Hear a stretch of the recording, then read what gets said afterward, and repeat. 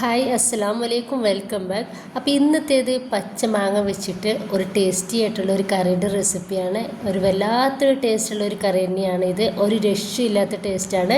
അപ്പോൾ നമുക്ക് ചോറിൻ്റെ കൂടെ കഴിക്കാൻ വേണ്ടിയിട്ട് വേറൊരു കൂട്ടാൻ്റെയും ആവശ്യമില്ല, അത്രയും ടേസ്റ്റിയാണ്. അപ്പോൾ ഇത് ഉണ്ടാക്കുന്നത് എങ്ങനെയെന്ന് കണ്ടു നോക്കാം.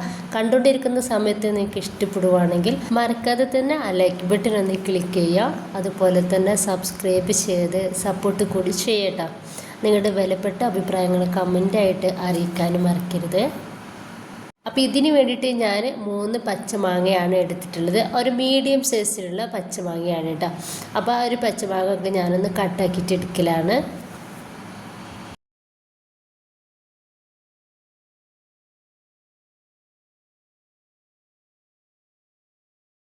ഇനിയിപ്പോൾ ഇതുപോലെ ചെറിയ കഷ്ണങ്ങളാക്കിയിട്ട് നമുക്കൊന്ന് കട്ട് ചെയ്ത് മാറ്റാം. അപ്പോൾ ഏറ്റവും വലുതും ആക്കണ്ട, എന്നാൽ ചെറുതും ആക്കണ്ട കേട്ടോ. ഈ ഒരു രീതിയിൽ നമുക്കൊന്ന് കട്ട് ചെയ്തിട്ട് എടുക്കാം.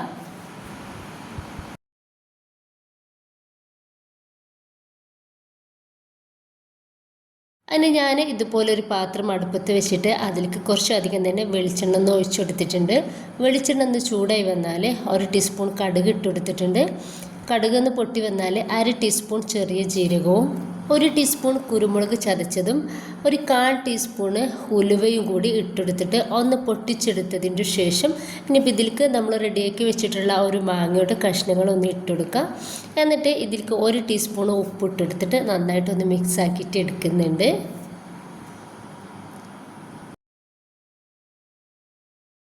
ഇതിലേക്ക് 1 ടീസ്പൂൺ മഞ്ഞൾപ്പൊടിയും 3 ടീസ്പൂൺ മുളക് പൊടിയും ഇട്ടെടുത്തിട്ടുണ്ട്.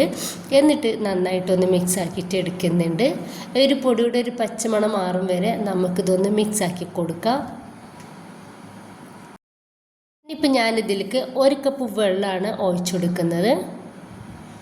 എന്നിട്ട് ഒന്നുകൂടി ഒന്ന് മിക്സ് ആക്കി കൊടുക്കുന്നുണ്ട്.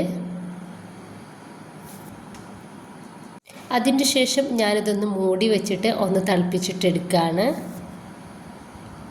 ഇപ്പോൾ ഇത് നന്നായിട്ടൊന്ന് തിളച്ച് കിട്ടിയിട്ടുണ്ട്. ഒരു 2 മിനിറ്റും കൂടി ഒന്ന് നന്നായിട്ട് തിളക്കട്ടെ. മാങ്ങയാണ്, അപ്പോൾ ഇത് വേഗത്തിൽ അങ്ങ് ഉടഞ്ഞു പോവും, വേഗത്തിൽ വേവാവട്ടോ. ഇനിയിപ്പോൾ അതിൻ്റെ ശേഷം ഞാനതിലേക്ക് ഇട്ട് കൊടുക്കുന്ന ശർക്കരയാണ്. ഒരു 1/2 കപ്പിനെക്കാട്ടി കുറവായിട്ട് ശർക്കര എടുത്തിട്ടുണ്ട്. 1/2 കപ്പ് ഇല്ലേനും. അപ്പോൾ അതൊന്ന് ചെറുതായിട്ടൊന്ന് പൊടിച്ചിട്ട് എടുത്തിട്ടുള്ള ശർക്കരയാണ്. അപ്പോൾ അതാണ് ഇട്ട് കൊടുത്തിട്ടുള്ളത്.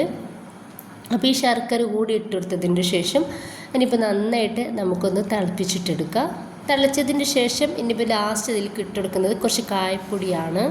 അപ്പോൾ ഇത് നന്നായിട്ടൊന്ന് തിളച്ചതിന് ശേഷം 1-2 മിനിറ്റ് കൂടി നമ്മളിതുപോലെ തന്നെ തീയിലങ്ങ് വെക്കുക. അപ്പോൾ ഭയങ്കര ഈസിയാണ് നമുക്ക് ഒരു മാങ്ങ വെച്ചിട്ടുള്ള ഈ ഒരു കറി ഉണ്ടാക്കിയിട്ടെടുക്കാൻ വേണ്ടിയിട്ട്. അപ്പോൾ ഇത് തിക്കാവുന്നേ ഉള്ളൂ. അപ്പോൾ ഒന്നുകൂടി ഒന്ന് റെഡിയായി കിട്ടിയാൽ വേഗം തിക്കാവും. മാങ്ങയാണ്. അപ്പോൾ നമ്മുടെ കയ്യിൽ മാങ്ങ ഉണ്ടെങ്കിൽ നമ്മൾ മസ്റ്റായിട്ടും ഇതുപോലെ ഒന്ന് ട്രൈ ചെയ്ത് നോക്കട്ടോ. ഭയങ്കര ടേസ്റ്റാണ്. സത്യമായിട്ടും നമുക്ക് ചോറിൻ്റെ കൂടെ കഴിക്കാൻ വേണ്ടിയിട്ട് വേറെ ഒന്നിൻ്റെയും ആവശ്യമില്ല. അപ്പോൾ ഇത് നന്നായിട്ടൊന്ന് തിളച്ചിട്ട് നന്നായിട്ട് തന്നെ ഒന്ന് കുറുക്കി കിട്ടിയിട്ടുണ്ട്. അപ്പോൾ ഈ ഒരു സമയത്ത് നമുക്കിന്ന് ഗ്യാസ് ഓഫ് ചെയ്ത് കൊടുക്കുക. ഇത്രയും മതി. കാരണം ഇനിയിപ്പോൾ മാങ്ങ ആയതുകൊണ്ടിട്ട് തന്നെ കുറച്ചും കൂടി ഇരിക്കുമ്പോൾ ഒന്നും കൂടി ഒന്ന് കുറുകി കിട്ടും. അപ്പോൾ അതുകൊണ്ട് ഈ ഒരു സമയത്ത് നമുക്ക് ഗ്യാസ് ഒന്ന് ഓഫ് ചെയ്യാം. മൺചട്ടി ആയതുകൊണ്ടിട്ട് തന്നെ നമ്മൾ ഗ്യാസ് ഓഫ് ചെയ്താലും ആ ഒരു ചൂടിൽ കുറച്ച് സമയം അങ്ങനെ തിളക്കും. ഇപ്പോൾ ഞാൻ ഓഫ് ചെയ്തിട്ടും അത് തിളച്ചുകൊണ്ടിരിക്കുന്നുണ്ട്. ഒന്ന് മൂടി വെക്കുന്നുണ്ട്.